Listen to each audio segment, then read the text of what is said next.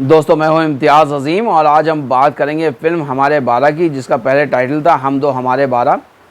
इस फ़िल्म के बारे में सबसे पहले हम ये कहेंगे कि फ़िल्म बहुत अच्छी बनी है, लेकिन इसकी जो शुरुआत हुई थी वो गलत हो गई।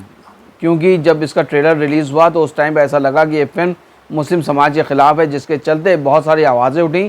फ़िल्म को बहुत नुकसान पहुँचा, फ़िल्म कोर्ट तक घसीट ली गई और कोर्ट में उसको बैन भी लगा रिलीज़ पे, और फाइनली फ़िल्म को रिलीज़ कर दिया गया। कोर्ट ने उसको इतना राहत दी, लेकिन जो एक डेंट लग चुका था वो बरकरार रहा। और डेंट यही था कि लोगों ने ये सोचा कि ये फ़िल्म मुस्लिम समाज के ख़िलाफ़ है, लेकिन फ़िल्म को देखने के बाद ये एहसास हुआ कि ये मुस्लिम समाज के ख़िलाफ़ नहीं है, ये एक सिर्फ मुस्लिम घराने की कहानी है। और ये कहानी किसी भी समाज के किसी भी वर्ग से उठाई जा सकती थी, लेकिन डायरेक्टर प्रोड्यूसर ने मुस्लिम समाज लिया, क्योंकि 12 की बात चल रही थी, 12 बच्चों की बात चल रही थी, और ये मुस्लिम समाज के साथ ये एक टैग लगा हुआ है, इनके बच्चे बहुत होते हैं, तो इसलिए उन्होंने ये समाज जो है वो मुस्लिम चुना बैकग्राउंड के लिए। लेकिन ये फ़िल्म मुस्लिम समाज के ख़िलाफ़ नहीं है, ये मैं फ़िल्म देखने के बाद कह सकता हूँ। और जो ट्रेलर इन्होंने रिलीज़ किया था, जिसके ऊपर कंट्रोवर्सी की थी, वो गलत की थी। ऐसा नहीं करना चाहिए था, जिसकी वजह से फ़िल्म को नुकसान पहुँचा है।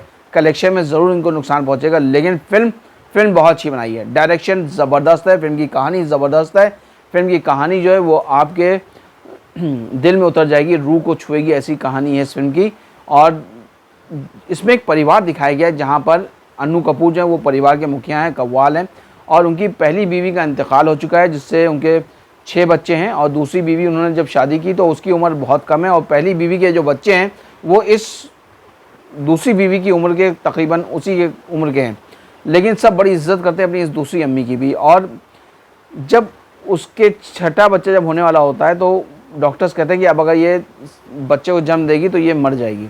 और इसके ऊपर पूरा एक ताना बाना बुना गया है। ख़ास तौर से कोर्ट रूम ड्रामा बहुत शानदार क्रिएट किया गया है, बहुत शानदार है, बहुत शानदार डायलॉग्स लिखे गए हैं, बहुत मज़ेदार डायलॉग्स हैं, और तुकबंदी बहुत अच्छी है। इसके बाद जिस तरह से उसके जो पहली बीवी के बच्चे अपनी दूसरी अम्मी यानी कि सौतेली अम्मी का जो सपोर्ट करते हैं, ये काबिल तारीफ़ है। बहुत ज़बरदस्त कहानी का ताना बाना है इस मुद्दे पर। तो अन्नू कपूर जो है वो कट्टरपंथी दिखाए हैं, जिनका ये मानना है कि बच्चे अल्लाह की देन है, और ज़िंदगी मौत भी अल्लाह के हाथ में, इसमें कोई शक नहीं। लेकिन अल्लाह ने यह भी कहा है कि अपनी ज़िंदगी को पहले आगे रखो, अपनी ज़िंदगी को बचाओ, किसी भी हाल में अपनी ज़िंदगी के साथ खिलवाड़ मत करो। और अन्नू कपूर को इसमें जो कट्टरपंथी वाली सोच उन्होंने दिखाई है वो एक गलत सोच है। उस तरह के लोग होते हैं, इसमें कोई शक नहीं, हर जगह होते हैं, और इसमें इस फिल्म में वही एक कैरेक्टर दिखाया गया है। तो अन्नू कपूर ये कहते हैं कि 6 बच्चे हों, 5 बच्चे हों, 7 बच्चे हों, लेकिन बच्चे होंगे तो होने दो, भले ही उनकी बीवी की जान जाए, ये सब होता है तो होने दो, क्योंकि मौत ज़िंदगी अल्लाह के हाथ में। जैसे मैंने पहले भी कहा कि अल्लाह ने यह भी कहा है कि अपनी ज़िंदगी के बारे में सोचो, उसको कतई ख़तरे में मत डालो। बहरहाल होता वही है कि जब छठा बच्चा पैदा होता है तो इनकी बीवी का इंतकाल हो जाता है, और अन्नू कपूर आखिरी में अकेले रह जाते हैं। और वो जो लास्ट सीन है जो कब्रिस्तान में फिल्माया गया है, वो यकीनन रोंगटे खड़े कर देगा, वो यकीनन आपकी आंखों में आंसू ला देगा।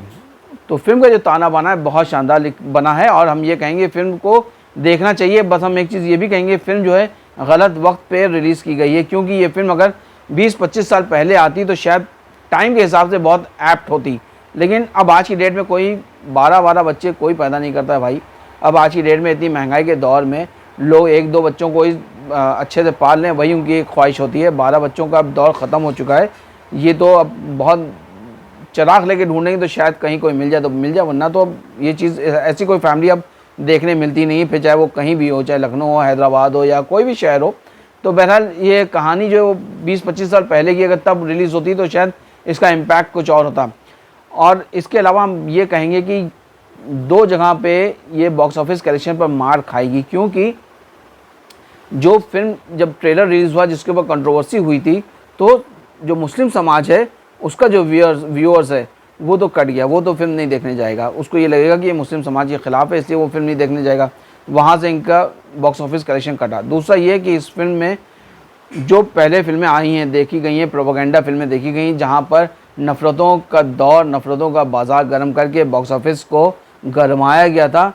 इस फिल्म के डायरेक्टर प्रोड्यूसर जो हैं वो जानते थे कि उनकी फ़िल्म में ऐसी कोई नफ़रतें नहीं परोसी गई हैं, इसलिए उन्होंने उस तरफ हवा नहीं चलाई जो हवा शुरू में चलाई इन्होंने ट्रेलर में।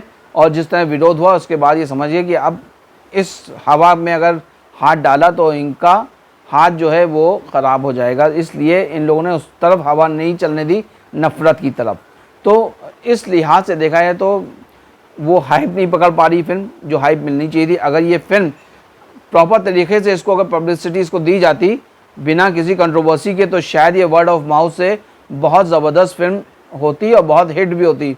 लेकिन इन दो कारणों की वजह से बॉक्स ऑफिस कलेक्शन पर मेरे ख्याल से, जहाँ तक मेरा अपना अनुमान है, जो मेरा एक्सपीरियंस कहता है, ये मार खाएगी बॉक्स ऑफिस कलेक्शन पर। वैसे फिल्म की बात करें तो फिल्म बहुत शानदार बनी है। इस फिल्म को देखना पूरी तरह से वर्थ होगा। इस फिल्म को हम देते हैं 4 स्टार।